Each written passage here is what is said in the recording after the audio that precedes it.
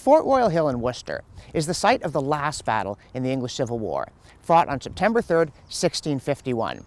It was here that Cromwell's parliamentary forces decisively crushed the troops supporting the would-be King Charles II, who watched the battle unfold from the tower of Worcester Cathedral, and he was forced to flee to France. More than a century later, in 1786, two future American presidents visited the site, John Adams and Thomas Jefferson.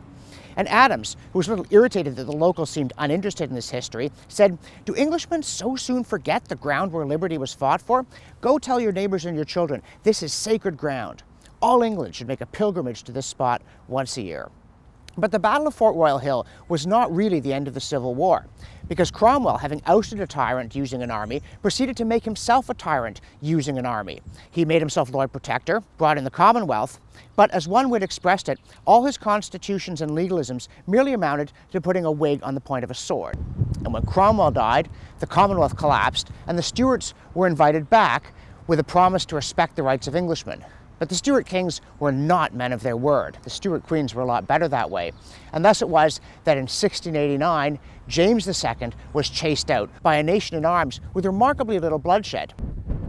Or on the coast of Kent, near Faversham, is pretty much the end for King James II in the Glorious Revolution. He had fled from London, threw the Great Seal into the River Thames in a gesture of irritated contempt, boarded a ferry at Faversham to try to get to France, was seized by some sailors who thought he might be a priest in disguise, and dragged ashore here, somehow having acquired a bloody nose along the way. He was then allowed to go back to London, but he quickly got the wind up, fled a second time. William of Orange let him go, and that was the end of him as King of England, the Glorious Revolution, the Bill of Rights. And looking back on these events, there is a remarkable consensus. Jean-Louis Delhomme talks about the fact that although the English have all these formal rights, they are only useful while government proceeds in its normal course. What happens if the king should essentially put himself outside the Constitution? And Delhomme said the answer is clear. The English have the right to resist, the English have the means to resist. The same point is made by William Blackstone when he talks about the fact that there are these various guarantees of the liberties of Englishmen, from Parliament to the right to petition, but behind all of it is the right to possess arms. And they drew this lesson from history because the 17th century, a very tumultuous century, Charles I trying to govern without Parliament as a tyrant and making war, you got the Civil War. The English nation rose up in arms. And it's revealing that when open war erupted between the king and Parliament, essentially over control of the militia, the king's men went around trying to round up militia arms and give them to Charles's professional army. And the parliamentary forces went around trying to secure the parliamentary arms and give them to citizen soldiers. Despite all that, the Civil War was a very unhappy experience. There was a lot of violence on both sides. The Commonwealth wasn't a successful experiment in governing. Eventually the Stuarts are restored in the person of Charles II, who's just cunning enough to serve out his time as king without provoking another revolt. Then comes his brother James II, who is an ill-mannered, short-tempered, politically stupid autocrat, and in 4 years he gets himself chased out of the kingdom. But they call that the Glorious Revolution in part because it was peaceful. And it was peaceful because there wasn't a chance that James, although he had by the standards of the time quite a big standing army, tens of thousands of men, there wasn't a chance that he could stare down or fight the English nation. William of Orange gets an invitation from the 7 immortals, various noblemen and a bishop, to come over and make himself king. They promise that if William lands with a small army, they will raise supporters and make sure that he wins.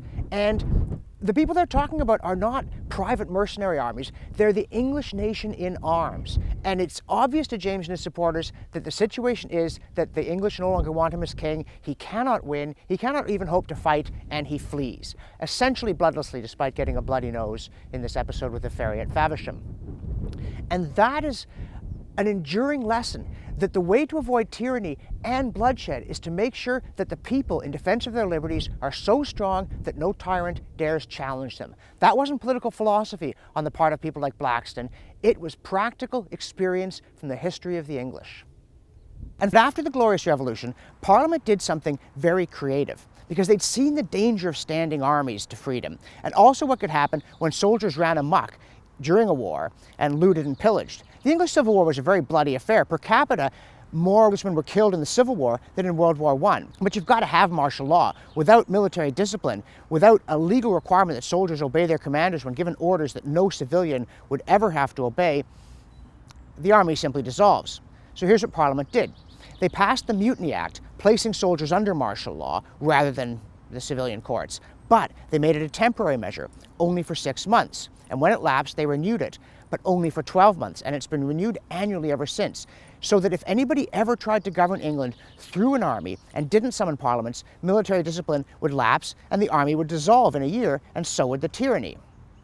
It's just one more way they wanted to make sure that power in England remained in the hands of the English, particularly that critical power of the sword, without which all guarantees of freedom are just scraps of paper. And by the way, Adams reports that when he reproached the English for their lack of interest, they actually responded very favorably. Sometimes people just need to be reminded of their heritage.